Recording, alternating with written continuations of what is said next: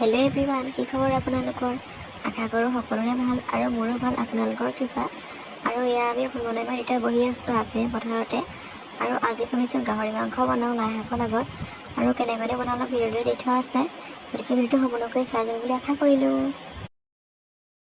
ইয়াৰ কাৰণে প্ৰথমতে মই আধা কেজি গাহৰি মাংস বইল কৰি লৈছো আৰু এমুঠি লাই শাক লৈছো আৰু লৈছো এটা আলু কেইফুটামান ৰসুন এটুকুৰা আদা তিনিটা কেঁচা জলকীয়া এখিলা তেজপাত আধা চামুচ জিৰা গুটি এটা পিয়াজ এটা বিলাহী আৰু অলপমান ধনিয়া পাত লৈ লৈছো। আনফালে কেৰাহীখন গৰম হ'বলৈ দি অলপমান মিঠাতেল দি লৈছো।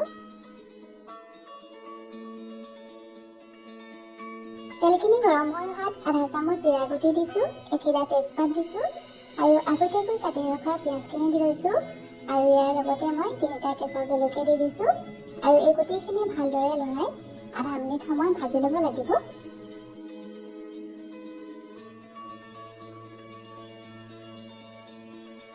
আধা মিনিট সময় পিয়াজখিনি ভাজি ৰখাৰ পিছত এতিয়া মই খুন্দি ৰখা ৰচুন আদাৰ পেষ্টখিনি দি লৈছো আৰু ৰচুন আদাৰ যি কেঁচা গোন্ধ এই গোন্ধ নোযোৱালৈকে ভাজি ৰাখিব লাগিব। ৰচুন আদাখিনি ভালদৰে ভাজি হোৱাত এতিয়া বইল কৰি ৰখা গাহৰি মাংসখিনি দি লৈছো আৰু অকণমান লৰাই দিছো।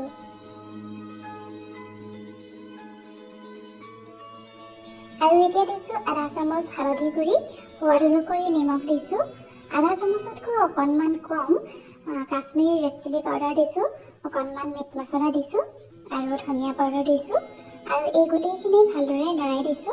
মছলাৰ পৰিমাণটো আপোনালোকে মাংসৰ পৰিমাণ অনুযায়ী দিব।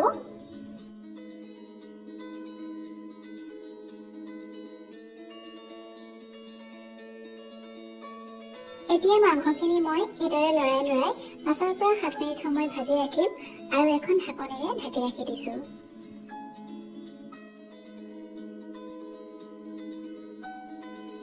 ঢাকনখন দাঙি মাজে মাজে এইদৰে লৰাই আছিলো।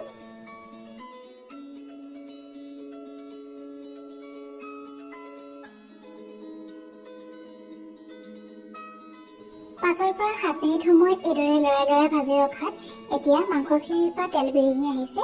এতিয়া মই এইখিনি সময়তে কাটি ৰখা আলু কেইটুকুৰা দি দিছো আৰু ভালদৰে লৰাই দিছো।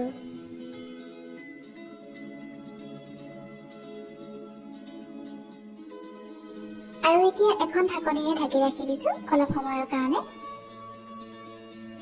আলু কেইটুকুৰা দি মাংসখিনি 5 মিনিট সময় ভাজি ৰখাৰ পিছত এতিয়া মই দি দিছো কাটি ৰখা বিলাহীখিনি আৰু ভালদৰে লৰাই দিছো।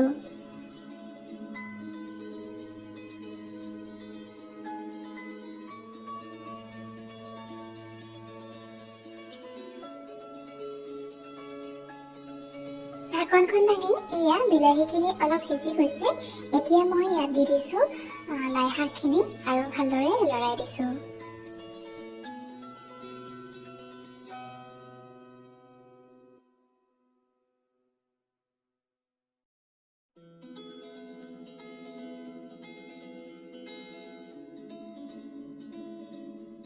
এতিয়া আকৌ ঢাকনখনেৰে ঢাকি ৰাখি দিছো 5 মিনিটৰ কাৰণে।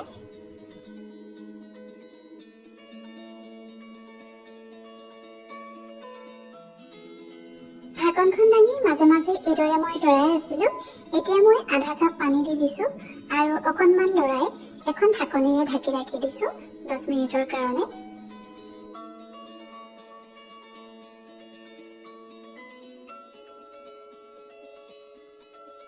দহ মিনিট মানৰ পাছত ঢাকন দাঙি এয়া লাই শাকৰ সৈতে গাহৰি মাংস হৈ গৈছে। এতিয়া মই অকণমান ধনিয়া পাত কাটি দি দিছো আৰু এয়া আমাৰ লাই শাকৰ লগত গাহৰি মাংস হৈ গ'ল। শেষত মোৰ এই ভিডিঅ'টো যদি চাই ভাল পাইছে তেন্তে লাইক কমেণ্ট আৰু শ্বেয়াৰ কৰিব আৰু যিসকলে মোৰ চেনেলটো ছাবস্ক্ৰাইব কৰা নাই তেওঁলোকে প্লিজ ছাবস্ক্ৰাইব কৰি দিব। শেষলৈকে মোৰ এই ভিডিঅ'টো চোৱাৰ কাৰণে আপোনালোকলৈ অশেষ ধন্যবাদ।